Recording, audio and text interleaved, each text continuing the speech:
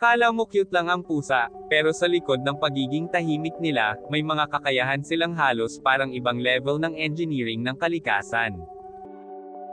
Ang pusa ay isa sa pinakamisteryosong alagang hayop sa mundo. Minsan affectionate sila, minsan independent, minsan parang wala silang pakialam. Pero sa likod ng behavior nila, may mga abilities silang sobrang fascinating kung iintindihin mo. Ngayon, isa-isahin natin kung bakit ang pusa, hindi lang basta pet. Super Jumper. Ang pusa ay kayang tumalon ng hanggang 6 na times ng body height nila. Kapag nakita mo to in real life, parang biglang nawawala sila sa lupa. Ang dahilan nito ay nasa muscles nila, very powerful ang hind legs nila. Ginagamit nila ito sa survival at hunting. Hindi sila umaakyat lang. Umaatak sila mula sa height advantage. Unique identity. Alam mo ba na ang ilong ng pusa ay parang fingerprint? Walang dalawang pusa na magkapareho ng pattern sa nose. Kung iisipin mo, parang built-in ID system ito ng kalikasan. Even veterinarians can sometimes use facial nose patterns for identification. Ibig sabihin, bawat pusa, literally unique. The power of purring. Yung purring ng pusa, hindi lang sign na happy sila. Ang vibration ng purring nila is usually between 25 hanggang 150 Hz. May studies na nagsasabi na ang frequency na to ay connected sa bone healing, muscle recovery, pain reduction. Parang natural therapy machine ang katawan nila. Hindi pa fully understood lahat ng science dito.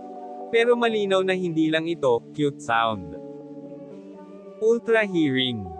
Ang pusa ay kayang makarinig ng frequencies na hindi naririnig ng tao.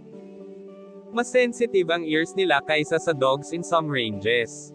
Kaya kahit maliit na tunog, langit-ngit, galaw sa kusina, footsteps sa malayo, alert sila agad. Para silang naka-constant surveillance mode. Ear radar system. Ang tenga ng pusa ay kayang mag-rotate hanggang 180 degrees. Ibig sabihin, independent ang movement ng bawat ear. Parang dalawang radar dish na sabay nagtatrack ng environment. Kaya kahit nakatingin sila sa ibang direction, naririnig pa rin nila lahat sa paligid. Half-awake sleep. Kapag tulog ang pusa, hindi sila fully off. May part ng utak nila na still alert. Ito ang dahilan kung bakit mabilis sila magising sa kahit maliit na disturbance. Sa wild, survival mechanism ito.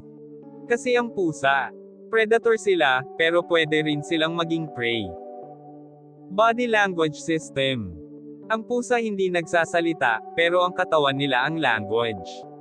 Halimbawa, buntot na pumipitik katumbas irritation. Flattened ears katumbas discomfort. Slow blink katumbas trust. Kaya kapag sinabing, mysterious ang pusa, ang totoo, hindi sila mysterious. Hindi lang natin sila binabasa ng tama. Independence instinct. Ang pusa ay hindi tulad ng ibang pets na laging kailangan ng atensyon. Natural sa kanila ang independence. Kaya nilang mag-isa, mag-observe, mag-withdraw kapag pagod. Hindi sila cold. Selective lang sila sa energy nila. Kaya kung iisipin mo, ang pusa hindi lang simpleng alaga. Parang combination sila ng hunter, survivor, at silent observer. Tahimik sila, pero hindi simple. At baka kaya natin sila minahal. Kasi kahit hindi nila sinasabi, marami silang alam na hindi natin napapansin.